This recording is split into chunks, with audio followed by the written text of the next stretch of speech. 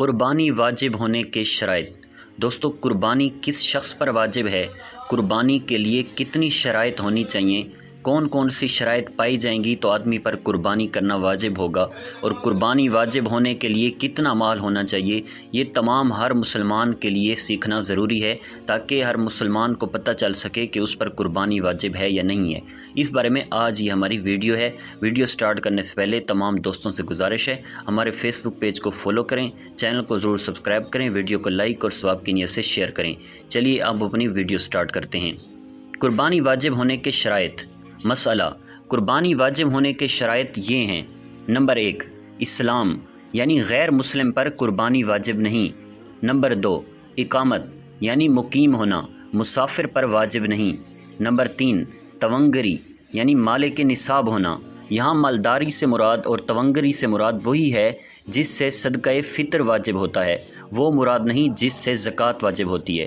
اور صدقہ فطر کس شخص پر واجب ہوتا ہے اس پر بھی ہم نے ویڈیو بنائی ہوئی ہے جس کا لنک ڈسکرپشن میں آپ کو مل جائے گا۔ نمبر 4، حریت، یعنی آزاد ہونا۔ جو آزاد نہ ہو اس پر قربانی واجب نہیں، کہ غلام کے پاس تو مال ہی نہیں ہوتا لہٰذا عبادت مالیہ اس پر واجب نہیں۔ مرد ہونا اس کے لیے شرط نہیں، عورتوں پر بھی قربانی واجب ہوتی ہے جس طرح مردوں پر واجب ہوتی ہے۔ اس کے لیے بلوغ، یعنی بالغ ہونا شرط ہے یا نہیں، اس میں اختلاف ہے۔ اور نابالغ پر واجب ہے بھی صحیح، تو آیا خود اس کے مال سے قربانی کی جائے گی یا اس کا باپ اپنے مال سے قربانی کرے گا؟ ظاہر الروایہ یہ ہے کہ نہ خود نابالغ پر واجب ہے اور نہ اس کی طرف سے اس کے باپ پر واجب ہے، اور اسی پر فتویٰ ہے۔ قربانی واجب ہونے کے لیے کتنا مال ہونا چاہیے؟ ہر بالغ مقیم مسلمان مرد و عورت مالک نصاب پر قربانی واجب ہے۔ مالک نصاب ہونے سے مراد یہ ہے کہ اس شخص کے پاس 52.5 تولے چاندی یا اتنی مالیت کی رقم یا اتنی مالیت کا تجارت کا مال یا اتنی مالیت یعنی 52.5 تولے چاندی کی مالیت کا حاجت اصلیہ کے علاوہ سامان ہو، اور اس پر اللہ عز و جل یا بندوں کا اتنا قرضہ نہ ہو جسے ادا کر کے ذکر کردہ نصاب باقی نہ رہے۔ فقہاء کرام رحمہ اللہ السلام فرماتے ہیں، حاجت اصلیہ یعنی ضروریات زندگی سے مراد وہ چیزیں ہیں جن کی عموماً انسان کو ضرورت ہوتی ہے اور ان کے بغیر گزر اوقات میں شدید تنگی اور دشواری محسوس ہوتی ہے، جیسے رہنے کا گھر، پہننے کے کپڑے، سواری، علم دین سے متعلق کتابیں اور پیشے سے متعلق اوزار وغیرہ۔ اگر حاجت اصلیہ کی تعریف پیش نظر رکھی جائے تو بخوبی معلوم ہوگا کہ ہمارے گھروں میں بے شمار چیزیں ایسی ہیں کہ جو حاجت اصلیہ میں داخل نہیں، چنانچہ اگر ان کی قیمت 52.5 تولہ چاندی کے برابر پہنچ گئی تو قربانی واجب ہوگی۔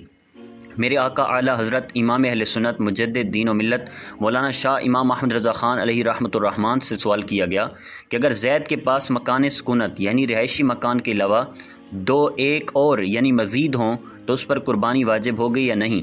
الجواب: واجب ہے، جبکہ وہ مکان تنہا یا اس کے اور مال سے حاجت اصلیہ سے زائد ہو، مل کر 56 روپے یعنی اتنی مالیت کے جو 52.5 تولے چاندی کے برابر ہو کی قیمت کو پہنچے، اگرچہ ان مکانوں کو کرائے پر چلاتا ہو یا خالی پڑے ہوں یا سادی زمین ہو۔ بلکہ اگر مکان سکونت یعنی رہائشی مکان اتنا بڑا ہے کہ اس کا ایک حصہ اس شخص کے جاڑے یعنی سردی اور گرمی دونوں کی سکونت یعنی رہائش کے لیے کافی ہو، اور دوسرا حصہ حاجت سے زیادہ ہو، اور اس دوسرے حصے کی قیمت تنہا یا اسی قسم کے حاجت اصلیہ سے زائد مال سے مل کر نصاب تک پہنچے، جب بھی قربانی واجب ہے۔ وقت کے اندر شرائط پائے گئے تو ہی قربانی واجب ہوگی۔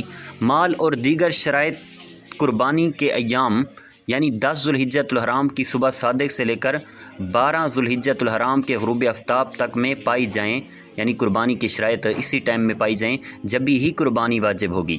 اس کا مسئلہ بیان کرتے ہوئے صدر الشریعہ بدر الطریقہ حضرت علامہ مولانا مفتی امجد علی اعظمی علیہ رحمۃ اللہ القوی بھار شریعت میں فرماتے ہیں، یہ ضروری نہیں کہ 10ویں ہی کو قربانی کر ڈالے، اس کے لیے گنجائش ہے کہ پورے وقت میں جب چاہے کرے۔